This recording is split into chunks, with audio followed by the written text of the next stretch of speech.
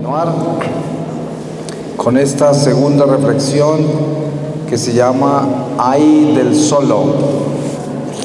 Y voy a comenzar con esta lectura del Evangelio según San Juan en el capítulo 6, desde el versículo 41, y dice: los judíos murmuraban de él porque había dicho: yo soy el pan que ha bajado del cielo. Y decían: ¿no es este Jesús, hijo de José, cuyo padre y madre conocemos? ¿Cómo puede decir ahora: he bajado del cielo? Jesús les respondió: no murmuréis entre vosotros. Nadie puede venir a mí si el Padre que me ha enviado no lo atrae, y yo le resucitaré el último día. Está escrito en los profetas: serán todos enseñados por Dios. Todo el que escucha al Padre y aprende viene a mí. No es que alguien haya visto al Padre, sino aquel que ha venido de Dios. Ese ha visto al Padre. En verdad os digo, el que cree tiene vida eterna. Yo soy el pan de vida.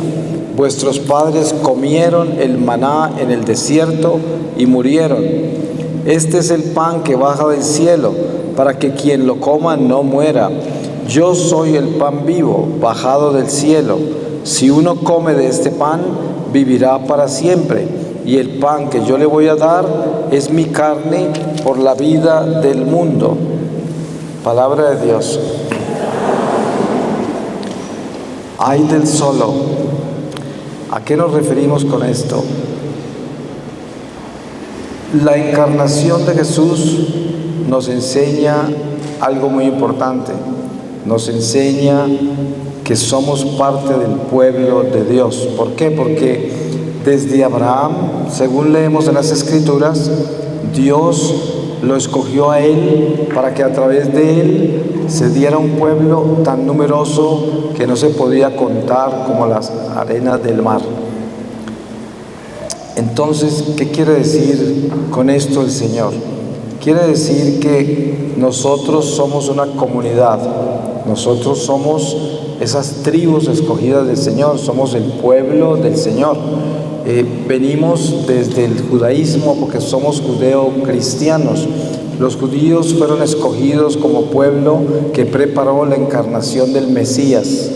Y cuando el Señor se encarnó en María, por obra del Espíritu Santo, entonces unió esos pueblos que estaban separados, como somos nosotros, que consideraríamos que seríamos los gentiles. Y sabemos que Dios nos injertó en ese árbol donde estaban los hijos legítimos, que son los judíos, y quedamos injertados en ese árbol. Pero uno no podría decir que una rama vive sin estar unida al árbol. La rama tiene que estar pegada al tallo para que reciba ese alimento, esa savia que viene de sus raíces. Por eso, ninguno de nosotros que consideremos que somos pueblo de Dios podemos subsistir por sí mismos. No podemos vivir solos. Hay mucha gente en este mundo de hoy que pretende vivir sola. Y conocemos así, en estas ciudades grandes especialmente, vemos gente con su perro o con su lora, pero no andan con nadie. ¿Y por qué razón? Porque son independientes, son personas que están contenidas por sí mismas y no necesitan a nadie, supuestamente. Son islas. Pues hay de esas islas, hay del solo. ¿Por qué? Porque solo quedará. Nosotros somos una comunidad, somos piedras vivas del templo de Dios. Y entonces, ¿qué quiere decir eso? Si somos piedras vivas, quiere decir que somos parte de una construcción, somos parte de un edificio, no somos piedras solas, no somos piedras independientes. Una piedra sola no puede estar en un muro, no puede ser parte de una construcción. Una piedra sola no hace ninguna construcción. Entonces, es muy importante entender que Dios nos hizo comunidad, nos creó como comunidad desde el principio. Por eso, ese tipo de independencia no es de Dios, es separarse de Dios. Este mundo en que vivimos hoy nos invita al egoísmo, nos invita a la independencia, nos invita a alejarnos de todos, porque supuestamente no necesitamos depender de nadie. Y esto es la libertad que se encuentra en el machismo, en el feminismo y en todos los ismos que ya ustedes conocen cuáles son. Son muchos. Todos esos ismos llevan al abismo. Ya sabemos eso. Por eso jamás un ismo, porque siempre terminamos en el abismo. Tenemos que encontrar la verdad que se encuentra en Jesucristo, que es Jesucristo con sus apóstoles, Jesucristo con su comunidad. Jesucristo todo lo que hizo, lo hizo en conjunto con todos aquellos que Él escogió y los que lo seguían. Con todos ellos lo hizo. Ustedes nunca ven a Jesús simplemente por allá en el pico de una montaña, en la cima de una montaña, desde allá haciendo milagros y teniendo la gente lejos de Él. Eso no, Él lo hizo entre la gente, con la gente, por amor a la gente, siempre en comunidad, siempre. Por eso debemos mirarnos con cuidado y darnos cuenta cuán aislados estamos nosotros del prójimo, de la familia, de la iglesia, porque eso no es de Dios, el aislamiento, con la excepción de cuando tengamos alguna enfermedad contagiosa o tengamos un problema psicológico que evita que nosotros compartamos con los demás. Hay situaciones extraordinarias en la vida que de repente nos alejan de los demás, pero si usted no tiene una circunstancia de esas, no tiene por qué alejarse de nadie y no tenemos por qué dejarnos engañar por este mundo materialista, egoísta, por este mundo que solo busca su propio beneficio, porque eso no tiene espíritu y por lo tanto no viene de Dios. ¿Cuánto podemos descubrir en nuestra vida que está convertido en isla? De repente hay áreas de nuestra vida que están convertidos en una isla, que no son unidad. Hay veces que en la familia nosotros decidimos guardarnos nuestro propio espacio porque no queremos compartir eso con los demás miembros de la familia, o a veces dentro de la misma iglesia a la que participamos, nosotros no participamos en nada porque no queremos sino recibir y no damos nada, o sea que nos convertimos en una isla en la parroquia. Así de que no nos salvamos tan fácil de esto. Tenemos que revisarnos con cuidado para ver cuántos somos isla, en dónde somos isla, en dónde somos solos, porque el ser solo no quiere decir ser solitario, no quiere decir ser solitario. El ser solo es ser egoísta, es ser independiente del amor del prójimo, independiente del amor de Dios. Ese es ese solo. Yo no quiero ser solo, yo quiero ser unión, comunión, quiero ser parte del cuerpo místico del Señor. Ustedes han oído cómo San Pablo explica en uno de sus pasajes, en una de sus cartas, de que en Él se completan los sufrimientos del Señor que faltan por completarse para que se alcance esa economía de la salvación, se alcance su regreso. ¿Y a qué se refiere Él? Se refiere de que nosotros somos esas piedras del cuerpo místico del Señor, que están unidas al templo de Dios y a través de nosotros se vive la pasión de Cristo en la vida individual de cada uno de nosotros. Por eso, nunca nos debemos asustar por las pruebas que tenemos en este mundo. Nunca nos debemos asustar por el sufrimiento, porque no nos funcionan las cosas como queremos, porque no nos salen nuestros proyectos como los proyectamos. Eso no nos debe preocupar, siempre y cuando nosotros seamos personas responsables, honestas, que vivamos una vida sacramental, una vida de oración, una vida de amor al prójimo. Estamos caminando con Dios y en comunidad y estamos siendo piedras del templo de Dios. Y si a pesar de eso nos llegan estas pruebas tan horribles en la vida, no podemos dudar de Dios, no podemos cuestionar nuestra fe, no podemos perder nuestra esperanza, no podemos debilitarnos por culpa de esto. Tenemos que continuar luchando sin mirar para atrás. Por eso muchas gentes se vuelven islas, porque tuvieron un divorcio muy difícil, porque el esposo las traicionó o la esposa los traicionó, porque los hijos son ingratos y no agradecen lo que se les da, porque sus amigos los traicionaron, porque la gente de la parroquia les hizo algo, y por muchas razones la gente termina en una isla porque tiene supuestamente la razón para convertirse en isla. Pero la verdad es que no hay ninguna excusa para convertirse en un independiente. No hay ninguna excusa. Es verdad que vendrán situaciones como un divorcio, como una quiebra económica, un fracaso económico. Vendrán situaciones en que nuestros amigos nos traicionarán, nos abandonarán.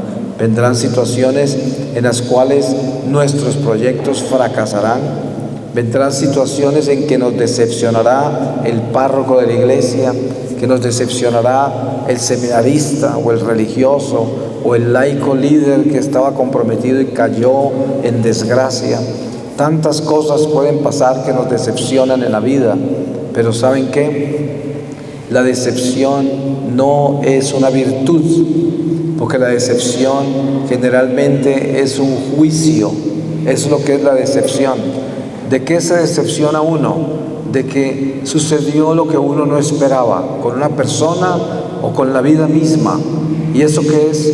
Pues esa es una imperfección, porque nosotros tenemos que vivir con amor las circunstancias de la vida y no podemos juzgarla como algo que nos traicionó. Incluso un divorcio. Uno no puede vivir en la decepción de lo que le hizo el esposo o la esposa o el amigo. Uno no puede vivir en esa decepción. Uno tiene que elevarse por encima de eso, con el Espíritu de Dios. ¿Por qué razón? Porque Dios nos llama a ser libres, no a ser esclavo de ninguna criatura humana, ni siquiera de esas personas que tanto amamos. Sí, nosotros tenemos por el sacramento del matrimonio la responsabilidad de pertenecerle al esposo o a la esposa, pero esa esclavitud es en Dios. Somos esclavos del Espíritu Santo, que es el único amo justo. En la unión matrimonial, esa consagración del sacramento se hace en Dios. O sea, somos esclavos de Dios y no servimos ni adoramos a ninguna criatura como lo hacemos con Dios. Es muy diferente la relación que yo tengo con Dios, que es mi Dios, a la que tengo con una criatura que es otra criatura como yo, que también fue creada. Pero hay que tener cuidado, porque el mismo San Pablo nos enseña en Corintios hablando a los corintios sobre el matrimonio, y enseña cómo el hombre le pertenece a la mujer al hombre, y están sujetos en obediencia el uno al otro, y esto es verdad, pero lo que no estamos sujetos es adorar al otro, porque no podemos adorar criaturas. Entonces, si nosotros no adoramos al otro, no vamos a estar decepcionados del otro si el otro nos traiciona, sino que tenemos que entender que esa persona es una criatura pecadora y que por lo tanto cayó en pecado, me traicionó, pero yo tengo que elevarme por encima de esa traición y no quedar en una decepción. La decepción es amor propio, la decepción es vanidad, la decepción es simplemente juicio, es un juicio. Y Dios quiere que estemos libres de eso, completamente libres, porque eso nos quita fuerza a nosotros, y eso es lo que empuja al individuo a volverse isla. ¿Cuántas personas deciden alejarse de todo y de todos por algo terrible que les pasó en la vida? Y entonces ya uno los llama, dice, no quiero saber de nadie, no quiero ir a ninguna parte, no entiendo nada, mi vida está completamente retirada de todo.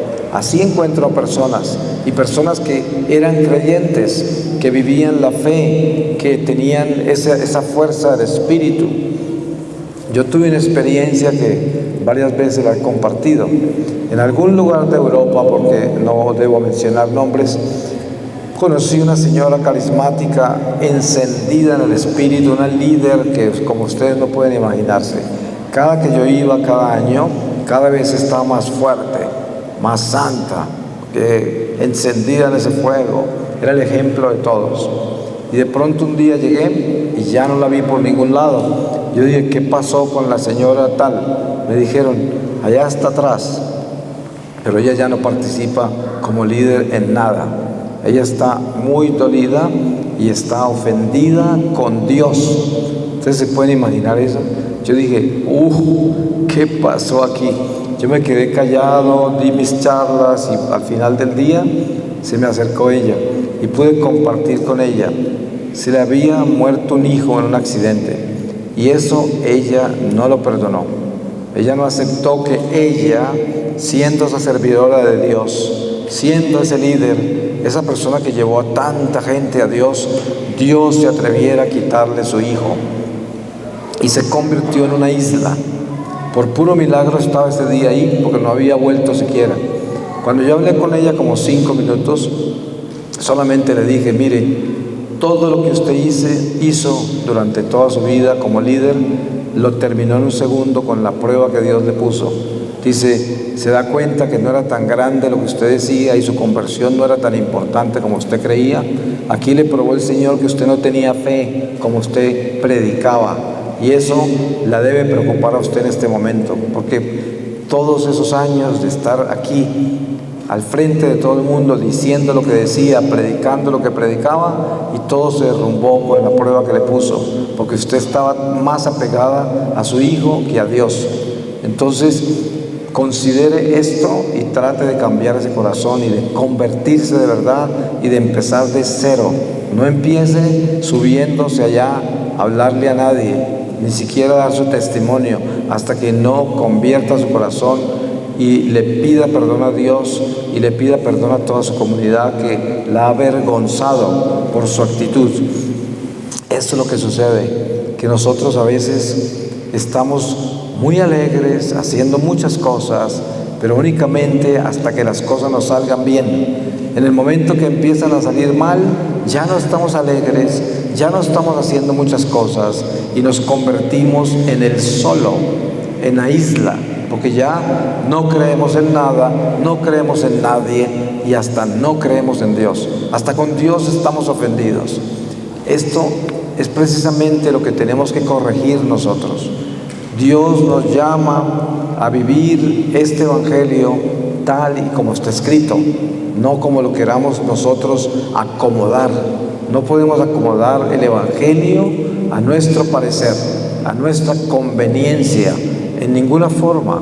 Hay que vivirlo tal y como está escrito, no hay forma de salirse de él. Y el evangelio es nuestra vida, nuestro camino, nuestra verdad, es Jesús. Y a Él es al que seguimos, a nadie más. No seguimos a ninguna criatura humana, no seguimos ninguna actitud humana, ni estamos apegados a la carne humana, a las criaturas humanas. Estamos prendidos desde la vida. Nosotros somos criaturas humanas mortales, pecadores, que la única vida que tenemos en nosotros es Dios en nosotros. Entonces, ¿cuánta vida tiene usted? ¿Cuánto Jesús hay en su corazón? Esa es la cantidad de vida que tiene. Entonces, dése cuenta y piense bien. ¿Tiene usted más apegos a las criaturas humanas que el amor que le tiene a Dios? Pues eso es cuanto tiene de Dios, tan solo es lo que tiene para el Señor, porque el espacio que ocupan todas las criaturas humanas a las cuales usted está pegado, le quitan el espacio de Dios.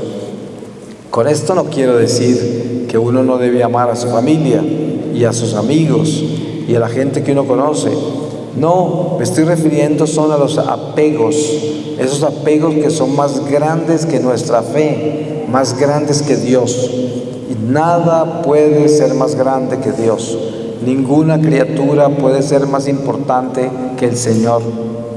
Con esto tampoco quiero decir que una persona debe alejarse de su marido, de su familia, para ir a servir a la parroquia y estar en la parroquia 24 horas al día y abandonar las responsabilidades de la casa. Ustedes saben que estas cosas ocurren en muchas familias, de que la señora o el señor les dio por servir en la parroquia y ahora le dedican todo el tiempo a la parroquia y abandonan sus hijos, su señora o su esposo, y destruyen todo, porque nadie puede vivir así. El primer ministerio de un matrimonio es su hogar, y ya si el Señor le quiere dar más, pues participará un poco más en el servicio a Dios en la iglesia, pero primero es el hogar con la familia. Y esto hay que tenerlo claro, porque tenemos que ser coherentes. Pero lo más importante, lo que yo estoy hablando y la reflexión, es sobre el solo. Este mundo produce el solo. Este mundo, este materialismo, toda esta tecnología, toda esta industrialización, esta globalización, produce el hombre solo. Porque el hombre, por intermedio de las posibilidades y oportunidades que tiene en esta sociedad industrializada, encuentra un espacio para no depender de nadie más que de su trabajo y su capacidad de producir dinero. Y entonces se puede aislar, se puede convertir en una isla. Ustedes saben, seguramente en esta ciudad ustedes tienen experiencias de vivir en un edificio con 500 personas, de las cuales posiblemente conoce una, y quizás esa persona escasamente lo saluda. Y así sucede. ¿Por qué? Porque todos se volvieron islas, son independientes, así viven al frente suyo, en la casa del frente, en el departamento del frente, y ya no lo conocen, ni les interesa conocerlo, ni lo saludan, ni les importa si se les quema la casa, porque ni a los bomberos llaman. Por eso, este es el mundo en que vivimos. Obviamente que esa no es la historia de todo vecino, esa no es la historia de todos ustedes. Hay gente que tiene la bendición de tener vecinos que quiere mucho, que son amigos, que ha conocido en el mismo vecindario, y o sea que yo no estoy hablando en términos generales, pero estoy hablando de un mundo que realmente es un mundo que tiende a convertir la gente en un solo. Eso es, y es muy triste, pero nosotros como hijos de Dios, como pueblo de Dios, tenemos que luchar constantemente para hacer comunión, para estar en comunidad, para estar unidos a ese cuerpo místico del Señor. Y eso es importantísimo tenerlo claro, para que nunca busquemos esa independencia, porque esa independencia, ¿se dan cuenta ustedes que todas estas técnicas de control mental, la autosuperación, la autoestima, todo esto lleva al hombre a diosificarse, a convertirse en ese Dios que todo lo puede hacer con su mente, que no depende de otras personas ni de Dios, sino depende de sí mismo? No puede haber algo más equivocado que eso, porque nuestra vida cristiana está centrada en Cristo. Cristo es nuestra estima. No vivimos de la autoestima, sino del Cristo estima. De eso vivimos nosotros. Esto no es control mental, sino que es nuestra mente, nuestros sentidos, instintos y razón están en Dios. Y Dios es el rey de mis sentidos. Dios es el rey de mis instintos. Dios es el rey de mi razón. Y eso nos convierte a nosotros en unidad, en comunidad, y nos separa del peligro de convertirnos en isla, en el solo. El Señor invita a toda la gente a que participe. Ustedes se dan cuenta, durante su vida pública, el Señor, donde iba, unía a las gentes, los corazones, les hablaba en familia, les hablaba en comunidad. Se reunía en Betania, en la casa de Lázaro, María y Marta, a comer con ellos, a reunirse con sus amigos, a reunirse con sus apóstoles, y todo lo hacía así, en comunidad. ¿Y a quién debemos imitar nosotros? Pues debemos imitar a nuestro pastor, nuestro maestro, nuestro Señor Jesucristo. Él es la enseñanza de lo que tenemos que hacer en el día a día en nuestra vida, al único que podemos imitar. Hoy es muy común que entre esposos, cuando están discutiendo y no se entienden bien y todo esto está sucediendo, que se están dividiendo, lo primero que piensa la esposa o el esposo es en vivir una vida independiente. Que a mí me toca hablar con esposos que están en crisis, siempre están diciendo: es que yo creo que yo puedo hacer mi propia vida, es que yo creo que yo necesito mi propio espacio, es que creo que necesito mi independencia, es que ya no puedo depender más de este hombre o de esta mujer. Y ya se ve una isla en construcción, un solo en construcción. Esa es la industria del solo, y eso no lleva a ninguna parte, porque en el momento que estamos hablando así, ya estamos separados del cuerpo del Señor, ya nos separamos del cuerpo místico, ya no somos piedra del templo del Señor, ya nos convertimos en esas células cancerosas que se mueren como células. Y el Señor llama a la salud, a la integridad, a la unidad, a la comunidad. A eso llama el Señor. Y por eso lo repito muchas veces, porque hay que tener esa espiritualidad que nos une con Dios. Esa es la espiritualidad. Ustedes se han dado cuenta de lo difícil que es espiritualizar nuestra vida. No es fácil, porque espiritualizar nuestra vida es ser parte del Espíritu de Dios. Eso es espiritualizar nuestra vida, porque hay tan solo dos espíritus: el Espíritu de Dios y el espíritu del maligno. Por eso San Juan dice: asegúrate que puedes ver qué espíritu es el que habla a través de esa persona. Ustedes muchas veces se han dado cuenta que por las palabras que salen de la boca de una persona, ya sabe uno cuál es el espíritu que habita en esa persona. El hecho de que una persona vaya mucho a la iglesia y esté mucho de rodillas y se rece 50,000 oraciones no es prueba de nada. La prueba está en lo que sale de su boca. ¿Cuáles son sus palabras? ¿Cómo se expresa? ¿Qué es lo que dice? Porque ahí está reflejado su verdadero corazón. Hay gente en la iglesia y tiene un vocabulario soez. De su boca no salen sino palabras inmundas, no hacen sino calumniar a la gente, juzgar a la gente, desacreditar a la gente. Eso es lo que sucede cuando el corazón está pervertido, corrompido, dañado. De nada le sirve su religiosidad, su rezandera, su presencia en la iglesia, porque no está con Dios. Si la boca es sucia, es porque el corazón es sucio. Uno no puede confiar en una persona vulgar, porque ahí no hay nada bueno en ese corazón. Hay gente que se justifica porque dice: así es mi cultura, así hablamos en mi pueblo, así hablamos en mi ciudad, es que somos así. No, eso no es verdad. La cultura nuestra es tan solo la cultura del Evangelio. Esa es nuestra cultura. Mi cultura no es la cultura de mi ciudad, la cultura de mi pueblo, la cultura de mi país. La cultura mía como cristiano es la cultura del Evangelio. Esa es mi cultura. Obviamente que todos nosotros tenemos idiosincrasias, que eso es algo muy diferente. Nosotros tenemos características que nos distinguen de otras regiones, de otros países. Tenemos nuestros acentos particulares, nuestra forma de vestir, nuestra forma de comer. Todo eso es particular, único de nuestras regiones y países. Eso es bueno, eso es natural.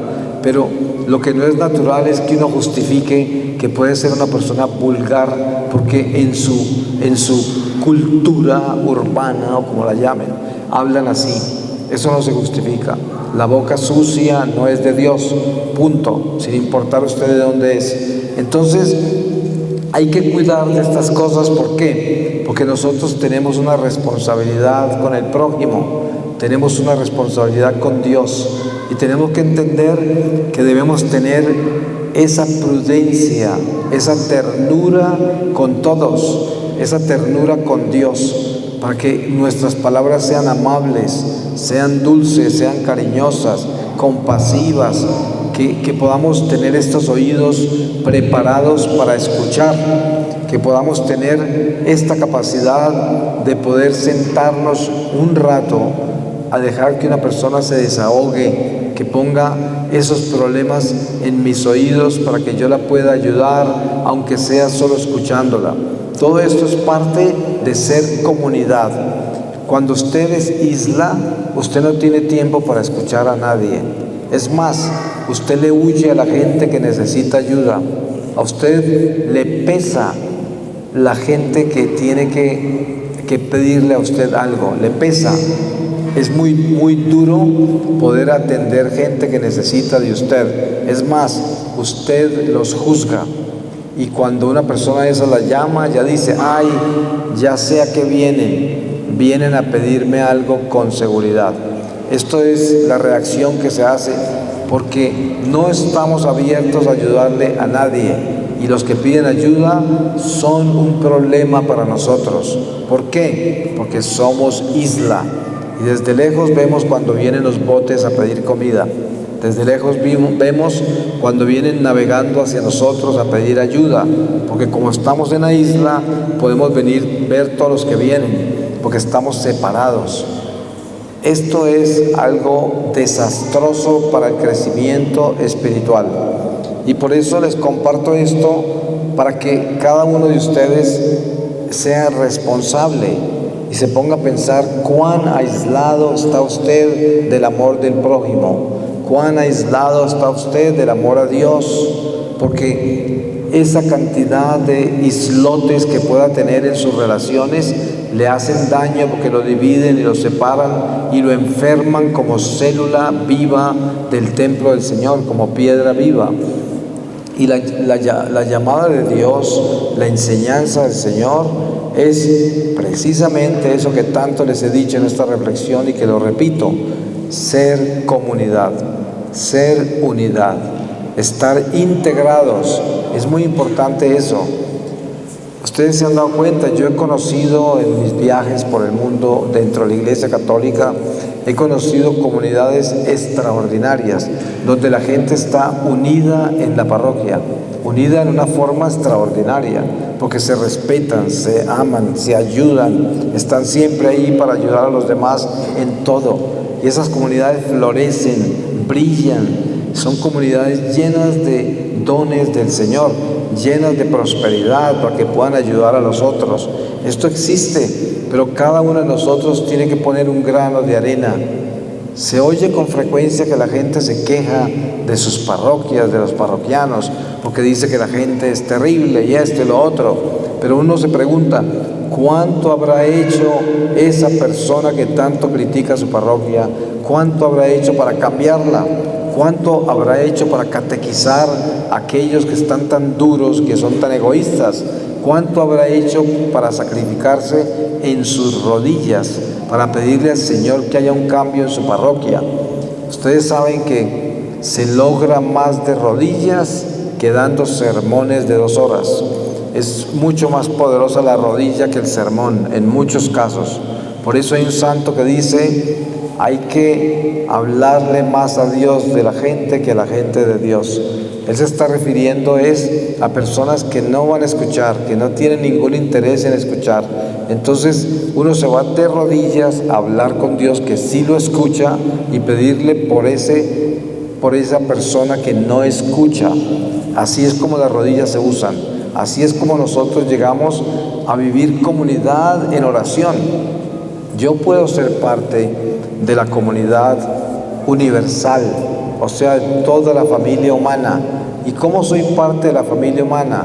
Cuando yo rezo mi rosario, rezo por la conversión de todos los pecadores. Eso es rezar por la familia humana, eso es integrarme con toda la familia. Cuando yo rezo por la conversión de todos los pecadores, yo les aseguro que no hay nada más que le alegre más al Señor que nosotros recemos por la conversión de todos los pecadores. ¿Por qué razón? Porque es que el Señor quiere que todos nos salvemos. no solamente los que estamos aquí en Querétaro hoy, sino los que estamos en el mundo entero. Él quiere que todo mundo se salve. Entonces, ¿cuál cree usted que es la oración más importante que presentamos ante Jesús? La conversión de todos los pecadores. Tengan la seguridad que esa es una oración importante, y al mismo tiempo esa oración nos convierte en comunidad, nos integra, nos hace parte de ese templo de Dios, porque estamos abogando por toda la humanidad entera, porque la humanidad entera necesita lo mismo que nosotros, necesita conversión para poderse salvar. No todos conocen a Jesús, y muchos están muriendo en este momento sin nunca haber oído de Jesús. Pero como dice San Juan, al final de esta vida todos seremos juzgados en el amor, sin importar dónde nació, cómo nació, en qué circunstancia nació. Si usted muere hoy y comparece ante el tribunal del Señor, el Señor lo juzgará en el amor. Ahora, al que más se le da, más se le exige. A nosotros el Señor nos dio toda la revelación de la verdad en Jesucristo. ¿Se pueden imaginar la responsabilidad que tenemos? Entonces a nosotros nos va a pedir más que aquellos que no conocieron la verdad, que no conocieron a Jesús. Pero eso no quiere decir que porque no conocieron a Jesús ni conocieron la verdad se van a condenar. Porque entonces diríamos, todos estos indígenas que están en la selva, que nunca oyeron hablar de Dios, que nadie les habló de Jesucristo, entonces nacieron para condenarse. No, Dios es un Dios justo y poderoso. Esos indígenas serán juzgados en su corazón, en el amor. Así serán juzgados ante el Señor. ¿Y qué sucede cuando un indígena de esos vivió en el amor durante toda su vida en la selva? Pues lo que sucede es que ese indígena, sin saber, vivía en el Espíritu de Dios, vivía con el Espíritu Santo y tenía a Jesús, porque Jesús es el divino amor. Entonces el que ama tiene a Dios en su corazón, y ese Dios se le manifestará al final de esta vida y lo llevará a su reino. Hay muchas sectas, inclusive cristianas, y muchas religiones como las religiones de Islam y otras religiones que no terminaría de mencionar, que dicen que solo ellos se salvan, solo los que son pertenecientes a esa religión. Los demás nos condenamos todos. Ustedes se pueden imaginar el error tan impresionante que es eso. Si leemos bien el Evangelio, vemos cómo Jesús nos explicó que así no es. La salvación es para todos. Incluso por mucho tiempo en la Iglesia Católica había una doctrina que decía que solo los católicos se salvaban, pero obviamente que esto ya no es así, y gracias a Dios que estas cosas han cambiado, porque eso contradice el Evangelio. En el Evangelio se ve perfectamente cuando Jesús habla de la reina del sur. Ustedes se acuerdan que la reina del sur la encontramos en la historia de Salomón. Era una reina muy rica, poderosa, que viajó un viaje larguísimo para conocer a Salomón personalmente, y le llevó toda clase de regalos costosísimos para honrar la sabiduría de Salomón. O sea, ella fue a honrar el Dios de Salomón, y sin saber ella estaba buscando y honrando al Dios verdadero. Por eso es que Jesús dice que esa reina iba a juzgar a esos fariseos que no lo escuchaban a él ni lo reconocían como el Señor. Decía, la reina del sur los va a juzgar. Y esa reina era pagana, no era una reina judía, no conocía a Dios. Mire el Señor hablando de ella en el cielo. Entonces hay muchos ejemplos del Señor mostrándonos que la salvación es para todos. Por eso hay que tener esa realidad espiritual de que nosotros somos responsables de toda la humanidad entera. Tenemos que tener eso claro, porque si no, pues somos islas, somos el solo. Nosotros tenemos que integrarnos a la comunidad de la familia humana y orar por la conversión de todos los pecadores, porque eso es lo que el Señor ha llamado que nosotros hagamos, y es importante hacer eso. Voy a cerrar esta reflexión con la palabra del Señor de la misma manera que empezamos. Y les voy a leer del libro de Daniel, el profeta Daniel, en el capítulo 7, desde el versículo 9, y dice así: visión del anciano y del ser humano. Mientras yo seguía mirando, prepararon unos tronos y un anciano se sentó. Sus vestidos eran blancos como la nieve, sus cabellos como lana pura, su trono llamas de fuego, las ruedas fuego ardiente. Fluía un río de fuego que manaba delante de él. Miles y miles le servían, millones lo acompañaban. El tribunal se sentó y se abrieron los libros. Palabra de Dios. Pues le damos gracias al Señor por darnos estas oportunidades, por darnos también la luz, para que no seamos islas, para que no seamos el solo, sino para que seamos esas piedras vivas del templo de Dios. Amén.